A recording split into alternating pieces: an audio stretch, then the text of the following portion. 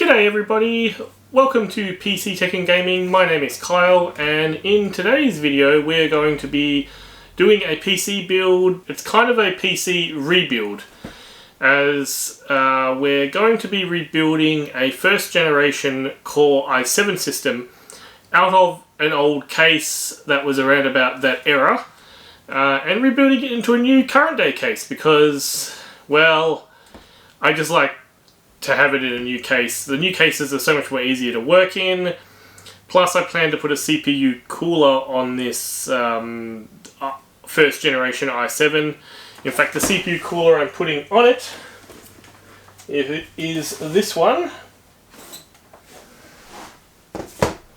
The Noctua NH-U12S. So I'm putting that on a first generation Core i7 875K, I believe it is, and of course it has a backplate, and the current case which the system is in does not have, when you take the two side panels off, it does not have a cutout behind the motherboard to access the backplate. So instead of taking the motherboard off and trying to get the backplate on and then trying to screw the motherboard back into the case on the standoffs and hoping that the backplate stays in the right place, etc, etc, etc, you see where I'm going with this. So I decided, well, I'll just get a new case. Like, not a high-end case, but a case just the same. So the case I will be using to do this kind of sideways upgrade rebuild is this case. I hope you can kind of still see me, but this is the case that I'm going to be rebuilding the computer into. It's a Deep Cool Matrix 50. So, yeah. So we'll get that out of the way. And put that one down there. So yeah, so that's sort of the plan. Rebuild old computer into new computer case. And the other reason I want to do this build is because this computer will serve as a bit of a test bench computer for all my older graphics cards and hardware. The motherboard supports SLI, so I can have some fun with some old school SLI, which I do have some SLI capable cards behind me. I have two GeForce 6600 GTs and two GeForce 6800 GTs that I plan to have a bit of SLI fun with. So yeah, I'm really looking forward to doing this, and I thought it might be a cool video to put on the channel as well.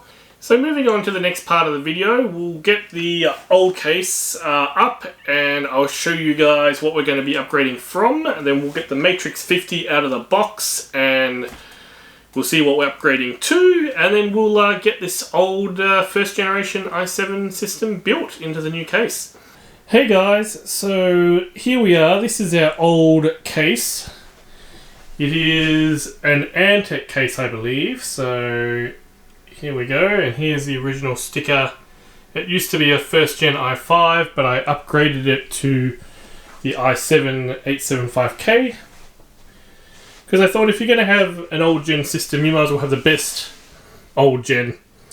So upon inspecting the case, I have noticed here that it indeed does have a cutout on the back for the backplate for the cooler. So I've decided to change plans a little bit, and I am going to use this case instead of my Matrix 50, as that then allows me to build something else into the Matrix 50. And being that this is only going to be a system that I'm going to be using to test old video cards in for a bit of fun and for the channel, so we might as well just leave it in the old case. So there. Yep. Trying to get in here is a bit squishy. Focus, focus. There's the chip. I don't know if you guys can read that, but there's the i7 875K. And I think that is 8 gig of DDR3 RAM. I'm pretty sure that is. I bought that new recently. as when I brought this system out of the depths it didn't have no RAM at all. So it's just two normal sticks of 8GB DDR3 1600 MHz. And this is the motherboard we're using, which is the P55D-E Deluxe, and this board does support SLI. Other reason why I'm sticking with this board is because I want something I can do SLI with, and this looks like to be a good platform to do that with. So anyway, there is our case. I thought I should also mention what else we're putting in this build. So we're going to be putting in this LG DVD writer drive that I have laying around. Hopefully it works. Also, we're going to be putting for storage a 2TB Seagate hard drive, which again, I hope it works. I'm pretty sure this one does work, but we're going to soon find out. And because I can't live with a hard drive as being the only main storage, I'm going to be putting in this brand new Samsung 860 EVO SSD as the main Windows boot drive, and of course we have our Noctua NH-U12S cooler for the Core i7 875K. Yeah, let's get to installing the parts.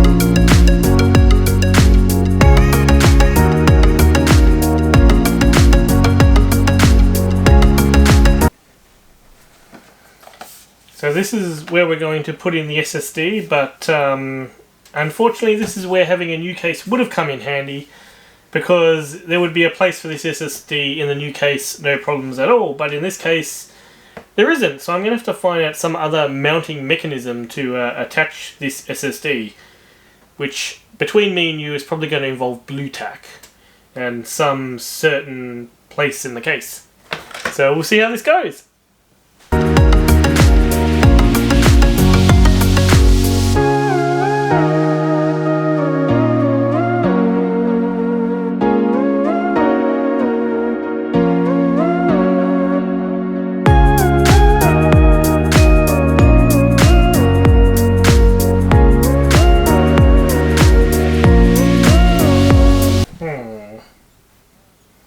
Where to put it?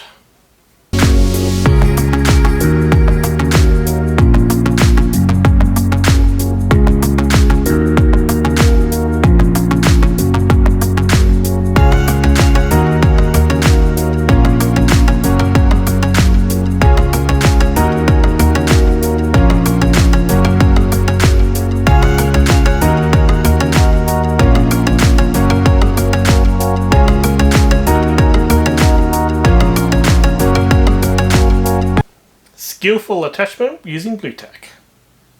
It'll hold. Okay guys, so now we have the SSD skillfully mounted via blue tack on top of the hard drive. And the hard drive's mounted in, we've got the DVD drive mounted in, I've got it all hooked up. So now we move on to the CPU cooler. And let's get this Noctua cooler mounted on the i7 875K.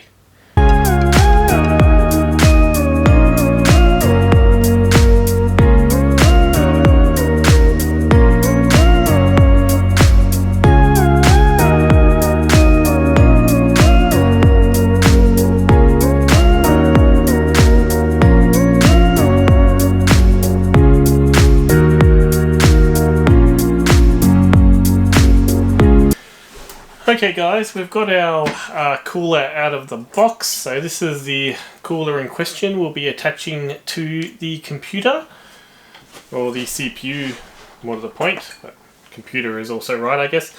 So I've got the appropriate mounting hardware out. We have our backplate and the other mounting hardware to get this cooler onto our first generation i7. So I suppose we'll commence doing that. And I've also got the instructions too, as I figure this is one of the times where I'm going to need them, as it's actually my first time fitting a Noctua cooler to anything. So I've heard it's a great experience and they have some of the best mounting system around, so we'll put that to the test.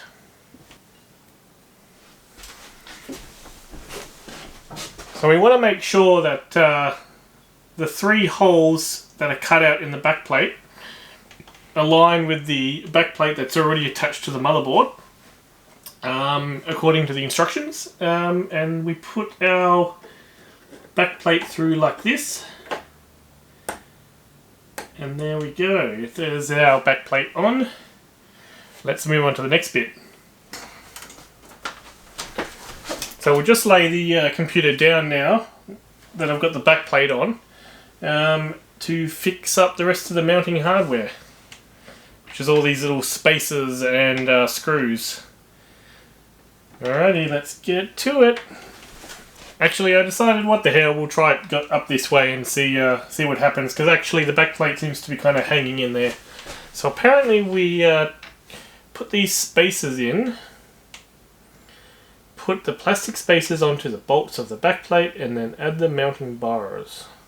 I don't know if there's any particular way they go. Just seeing that they have a bigger cutout that side, so I'm guessing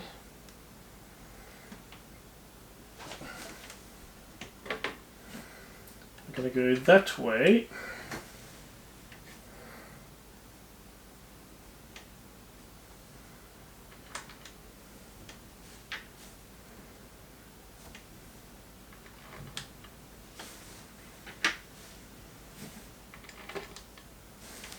So the spacers are on. What else do we do next? Caution. Choose the alignment of the mounting bars according to the desired final orientation of the cooler. Okay. I don't know quite what that means yet, as I'm not sure. I do want it to orientate so the fan is here, so it's blowing that way out of the case. I have to see how we go.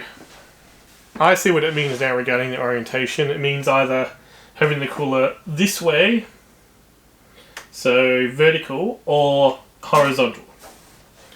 We're wanting to go vertical.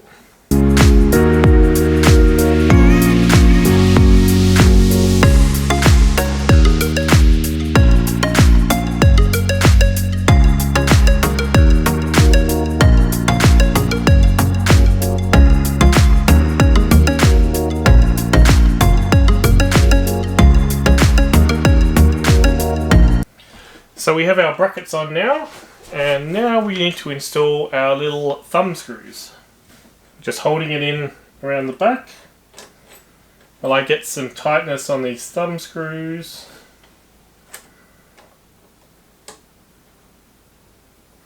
Not too much tightness, but just enough.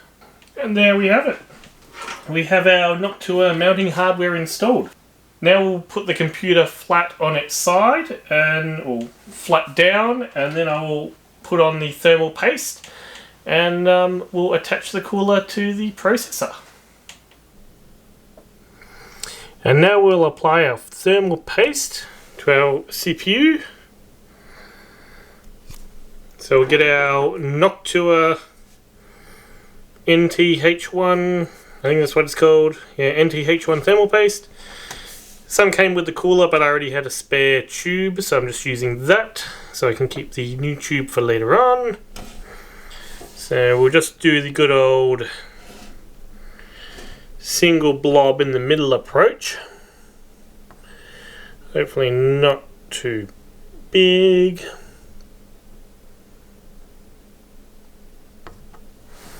And there we go. I think it might be a little bit too big. But we'll see. We're definitely not going to not have enough. So here's our cooler here. I've promptly removed the fan already, which is over here. And it's going to be installed there.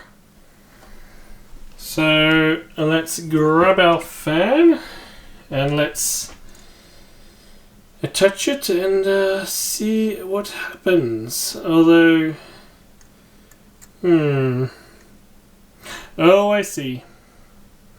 The screws have holes. I don't know whether you can see that, but the screws have holes inside them.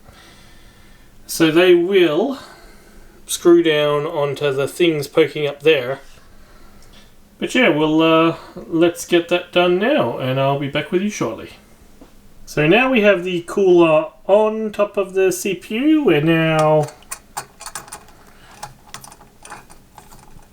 screwing down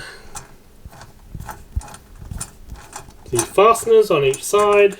And here we have it, guys. Here is the CPU cooler installed.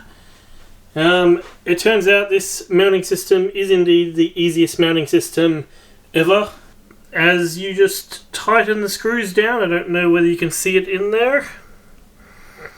You tighten these little puppies down and eventually they will just stop, and that's it. So you don't even have to guess about how tight to tighten them, because they just do it themselves. So there we go. So all that's needed now is for me to replug in power to the motherboard. The CPU is already done. I can't get some good light, but you can kind of see what I mean. Or maybe if I go around this angle. Yep, a little bit better. So once I plug in the CPU power, the motherboard power, and put in a graphics card,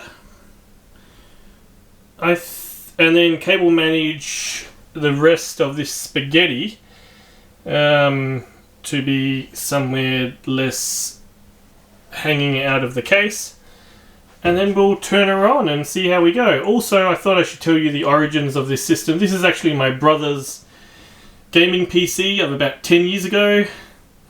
Not the one he upgraded from in my last video where I built him the new computer. No, this is the computer before that. So this is an extremely old system, and hasn't basically been turned on in about 10 years. And the last time it had the i5 processor in it. So yeah, I'm gonna revitalize it as this testbed. So anyway, let's get to the plugging in and the cable managing and the video card, and we'll be back in a moment. So we're back again, and I have plugged in the motherboard power, and I have cable managed the spaghetti as best as possible into the two leftover CD drives of this case. Only left out the Molex connectors because I'm going to need them for the graphics card power delivery, as yes, back in the day when graphics cards needed extra power, they took it from the Molex connector. So we're going to be needing them, and also I need them to jury-rig the case fans up, which connect via Molex as well. So yes. And speaking of case fans, I've decided that I needed to clean out the dust bunnies living inside the front of the case. So there is a fairly extensive dust filter here that has prevented a lot of the dust from entering the case, which is probably why the inside of the case is so dust free even after about 12 years. And there is two spots here to mount some fans. So I think we have to take this little plastic thing off here, and then we put the fans on that, and then we kind of slot that back in using these plastic clips here. And then as to the front panel, I think I'll take the dust bunny filter off, but I'm not going to put it back on. And why am I not going to put it back on is because it will choke the case as to the incoming airflow. So I figure that it's better to have a bit more cooling in here, considering we need some cool air to be getting through to our Noctua cooler and to our rear case fan for exhaust, This case has no top exhaust, and the power supply does live up the top. And the power supply, by the way, is an Antec 850 watt power supply. It's not 80 plus rated or gold rated or any of that kind of stuff. It's a bit old school. I'm hoping it'll do the job, but it may die randomly at some point. I'll just deal with it when it does. But yeah, so let's get some case fans installed. And just so you know, these are the case fans I'm going to install. Nothing special, just case fans I picked up at the local PC store. So we'll, yeah, they'll just do the job fine. And here we are, we have our forward case fans installed into this nice little enclosure here. And then I've removed the dust filter off the front and gotten rid of all the dust bunnies. So it's all ready to go back together. And then we install the graphics card, which I haven't quite decided what I'm going to put in it yet, but I do have quite an assortment of graphics cards, as you can see. So we'll see which one we put in. And here we are back with our computer, and I have got the front panel on. The case fans are plugged into the main board. I have got the rear fan hooked up via Modular going all the way around here and plugged in here. I think that was my phone that just went off just then. And the other two Modular are here. There we go. Ready for the impending graphics cards I'll plug in that will need them. Also, I've kind of left down here as well, I don't know whether you can see it, maybe not, but in here, kind of down there, I've left the PCIe 6-pin and 8-pin connectors in case I have any of those graphics cards to install as well. And now we only have to install the graphics card and the system will be ready to boot for its first time in about a decade. Hopefully it's going to work. But yes, to the graphics card I'm going to install, it's this little beauty. Out of my collection of graphics cards, I have chosen the mighty Geforce 8500 GT. That's right, 8500 GT. Yeah, I kind of just recently acquired this card, and is it going to focus? Is it going to focus? Is it going to focus? No, it's not going to focus. But basically, yeah, I just acquired this card and I thought, hey, why not check to see if it kind of works with this computer. And if it doesn't work, then I can go to a graphics card that I know does work. But yeah, anyway, we'll get this graphics card installed and then we will check to see, we'll take it on its first boot and see what happens. Okay guys, I'll see you shortly. Hello everybody and welcome back, and it is now day 2 and we have everything installed in our PC, including our mighty Geforce 8500 GT. And yeah, the cable management could be better, but this is an old case, so kind of don't have a lot of options regarding cable management in these older cases. They are what they are. I'll move it around here and I'll try and give you a better look at it with some more light. There we go.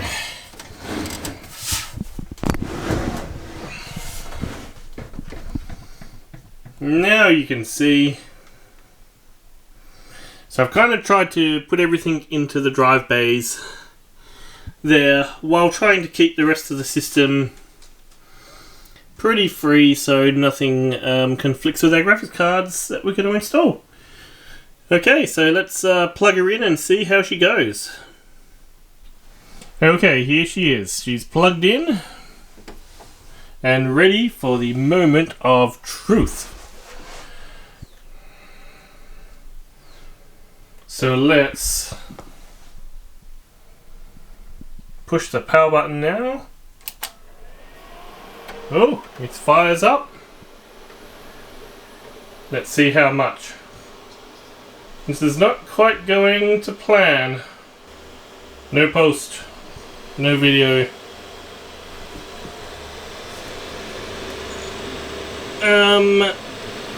Okay, there's a bit of a LED going on.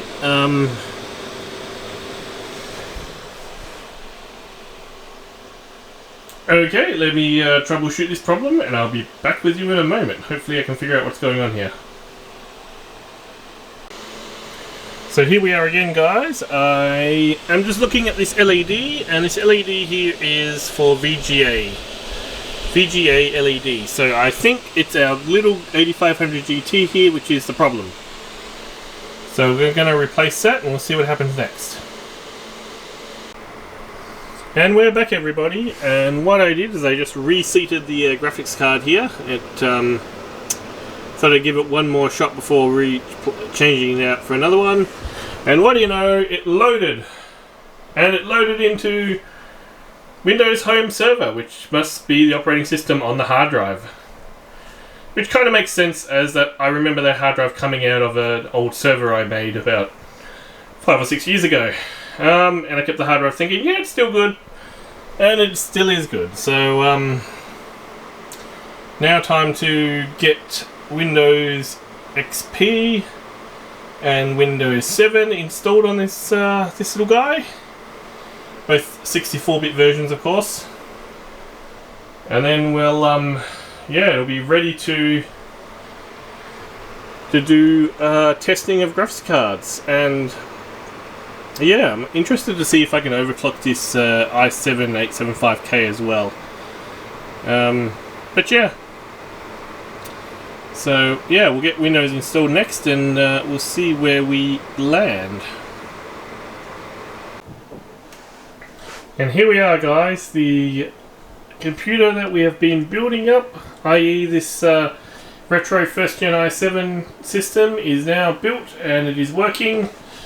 I had to end up removing the GeForce 8500 GT as it was indeed quite dead. So there we have it, guys. We've finally got our old retro computer back together again. The 8500 GT was indeed dead, so I've since replaced that with a GeForce 6600 GT, I believe I put in there. And yeah, this computer is now ready to do my bidding on the channel and hopefully test out some good old-fashioned graphics cards and whatever else I decide to do with it. I think I've got some interesting ideas coming up for it. Anyway, thank you for watching. I really, really appreciate it. If you like the content on the channel, please subscribe. It would mean a lot. And if you like this video, please chuck a like as well. It really, really helps the channel out a lot. And of course, if you didn't like it, you can dislike as well. But at any rate, thanks for watching, and I will see you guys next time.